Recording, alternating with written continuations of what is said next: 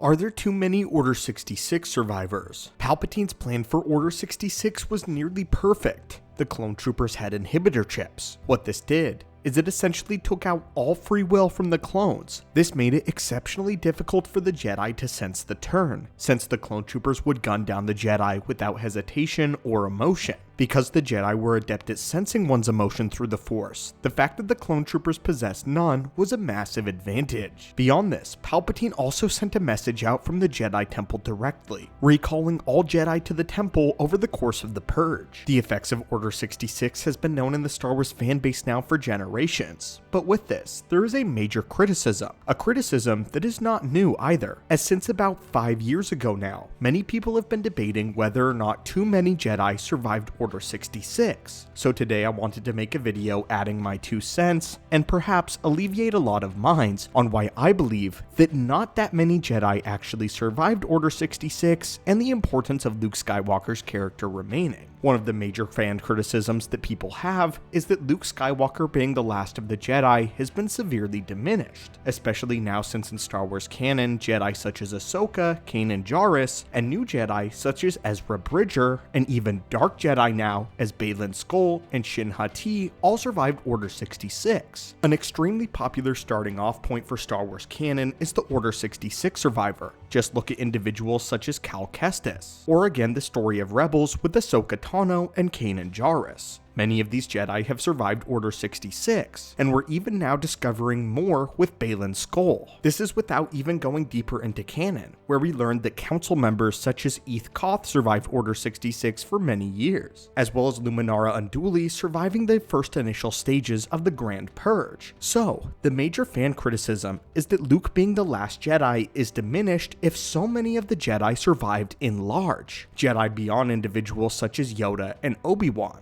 But I want to explain why Luke is still very much important, and why Yoda would refer to him as the last of the Jedi. In order to analyze where Yoda is coming from in this moment, we have to analyze the state of the Jedi. Many of the Jedi that have survived Order 66 have abandoned their posts, and to Yoda, this even brings into question whether or not they are Jedi at all. Nearly every single member that survived immediately went into hiding, abandoning their role as peacekeepers in the wider galaxy. Individuals like Kanan Jarrus was a Jedi Padawan at the time of Order 66, and had not been officially knighted by the High Council, with the remnants of the High Council at the time being Yoda and Obi-Wan Kenobi. Even Ahsoka Tano, although a Force wielder, was not a Jedi because she had not been officially knighted, and even according to Ahsoka herself, she was no longer a Jedi. We have to keep in mind that in Return of the Jedi, when Yoda tells Luke that the last of the Jedi he will be, he is speaking very literally what it means to be a Jedi Knight. He's not speaking about Force wielders that remain in the galaxy, or even survivors of Order 66.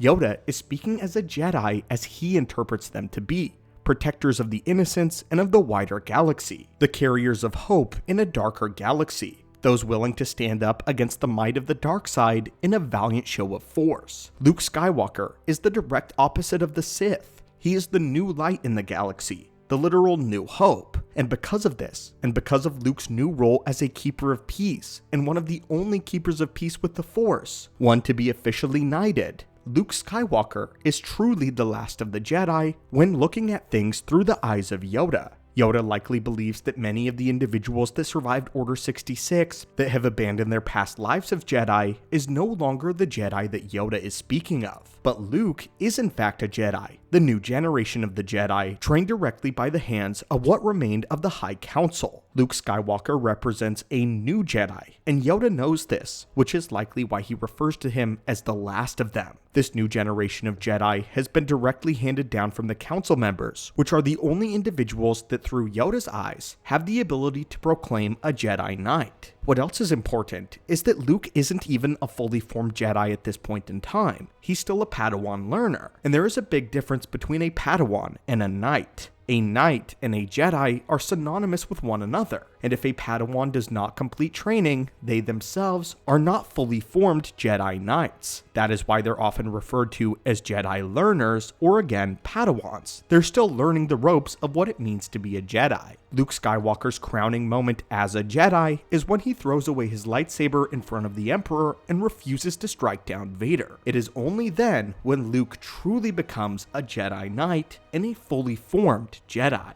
Individuals such as Kanan Jarrus, Cal Kestis, and Ahsoka Tano never went through this knighting ceremony officially by Yoda and Kenobi, with Yoda being the one to tell Luke that only once he confronted Vader would he be a fully formed Jedi. Vader was Luke's Jedi trials. But beyond this, now let's get into the numbers of Order 66 and why it was extremely effective. Across both Star Wars canon and Legends, we have been able to track down around 120 survivors of Order 66. Again, this is across both continuities. The reason this is massively important is we know around 10,000 Jedi were active when Order 66 was initiated, spread all across the galaxy at large. This means that around 1.5% of all of the Jedi would have survived Order 66. And by survive, I also mean the initial stages. We are counting individuals that were around during the Jedi Purge, which is a separate event from Order 66. The Jedi Purge is the larger event in the galaxy, where the Inquisitors and both Vader were dispatched to take down Jedi. I believe a common misconception when talking about too many Jedi surviving Order 66 is many lump in the idea of Jedi Purge survivors and Order 66 into the same sum when they are different. If they survived Order 66, they could still be hunted down by Vader and others during the Purge. This is why Luminara Unduli, who initially survived Order 66, would be hunted down by Vader in the Jedi Purge, with the two events coinciding one after the other, but the execution of Order 66 being the genesis of the larger event, which is the Jedi Purge. This again means that only 1.5% of all of the Jedi present managed to survive Order 66, meaning that Palpatine's initial critical blow was massively successful, and he wiped out 98.5% of the Order in one fell swoop. This speaks to the massive effectiveness of this single attack. Again, Order 66 was only one move on behalf of the Emperor. What's critical about the Jedi Order past the events of the fall of the Empire is that many of the individuals that abandoned the Order because of the Empire in Order 66 now find new life and new breath in Luke Skywalker's Order, and Jedi and Legends continuity such as Kakruk,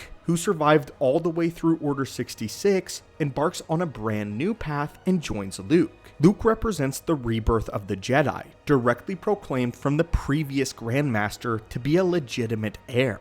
This is not to say that Yoda likely blames any of these individuals that went into hiding, as that is the order that he gave Obi-Wan to send out to the wider galaxy, as Kenobi sent the signal for all that survived Order 66 to go into hiding and to lay in wait. Yoda telling Luke is not an attempt to tear down the legitimacy of the rest of the Jedi of the previous order. Rather, it is meant to embolden and lift up Luke as the idea of a new, greater Jedi Order. The Order in Yoda's eyes was destroyed during Order 66, but because there were remnants of it, pieces of the incomplete puzzle as you will, but a groundwork, Yoda sees Luke as an opportunity to rebuild the Jedi Order, to breathe into it new life and new significance. To Yoda, the Jedi Order truly was destroyed. Perhaps he even questions if he's a fully formed Jedi anymore himself. But because of this, he views it as his responsibility to rebuild the Jedi as what they were always meant to be, and the individual to rebuild it all is Luke. Something important about Yoda is the transformation that he goes through Dagobah. He realizes all the many mistakes that he has made with Anakin, as well as the way that the Jedi were trained.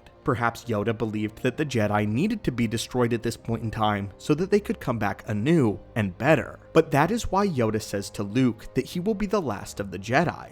To Yoda, perhaps Luke is the only true Jedi, at least at this point in time, with many of the others having been taught in the old ways and abandoning the path as a peacekeeper that Luke refuses to. And that, my friends, is just one part of the story on why I believe that there aren't too many Order 66 survivors. But now I would love to hear your thoughts on this. Even though we broke it down numerically, Do you still believe that too many Jedi survived Order 66? Do you think that this cheapens Luke Skywalker's character? And what did you interpret Yoda telling Luke that he was the last of the Jedi? I recently saw this pop up on Twitter, and I wanted to address it as I think it's an interesting way to look at Yoda and Luke and the Order overall. But as always, my friends, thank you so much for visiting the channel and the archives today, and may the Force be with you.